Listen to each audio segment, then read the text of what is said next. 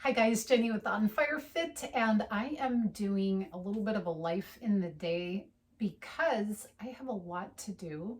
I did have on my schedule that I create to try to deal with my multiple jobs, passions, and everything I do in my life. I had today as a scheduled day for filming. However, I had a doctor's appointment. I have another appointment later.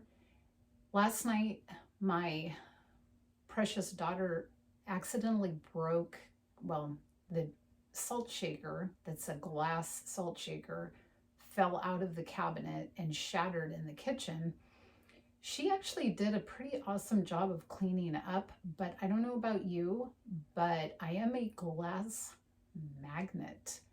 If there's a trace of glass to be found, you better bet I'm going to be the one to find it. And so I came in for my one appointment, and there was glass that I saw in one area, and I thought, oh boy, I am going to have to do a really thorough cleaning. But even though she did an awesome job, I've had the same thing happen to me where I thought I cleaned it well enough, and then I oh, got to do it again. So because it's kind of one of those days where I had to rush out the door early, even though I was up at 3, I had so much to do. I'm just bringing you along with me. Now, some people may not like that. They like the other format that will be back. But today, you are just coming along with me for some cleaning, organizing, putting my house back together, a little bit of planning, and if anything, I hope what it does is inspires you for your daily life, because life is so daily. I know they say that, but we all have it, right? So sometimes people see social media and people on social media and they think, they have this and that and cleaning people and whatever else. I don't have a cleaning person. My daughter actually does the cleaning in our house. And I do a lot of the chores though, and there are still a lot of daily things that have to get done. Also, I love to plan out how my week and then each day will look. But even more than that, especially with On Fire Fit stuff, I plan out the whole month. And then I do have a little variety in being able to move dates around. I try to film and do a lot of the work about a month ahead of time. And that way, if anything happens, I'm not under the wire, and that I know that I'm always going to have content to put out. So, a lot of times in social media, people might be very just spontaneous, but I found if I was going to be consistent, I had to plan. And the planning took a lot of pressure off because I wanted to be consistent, but life gets in the way. So if you have any issues with anxiety related to your schedule, I really encourage you to dump everything onto paper that you need to do. I like the visual of paper. Some people use computers, but for me, it doesn't mentally do the same thing for me, but whatever works for you. But I dump it all. I put a due date as to when that thing needs to get done. And if it's not something that's time sensitive for you, then give it an artificial time so that it gives you a brain target. And then after you know what the deadline is, then look at your schedule and see what day you think you can do that, or break it down into little minute pieces. And that way you have a immediate okay, on this day of the month, on this day of the week or whatever, this is all I need to get done. And once you're done, on you go. You don't need to stress that you have 9,000 other things. No, you've already put dates on those. So if you suddenly have a burst of energy and you want to do more, then that's fine, but you don't have to because you already have a plan. And so that's what I'm working on a little bit right now. So I'm just going to be quiet as I do it. But I thought that maybe you would like to sit down and plan with me separately. Okay, so let's go.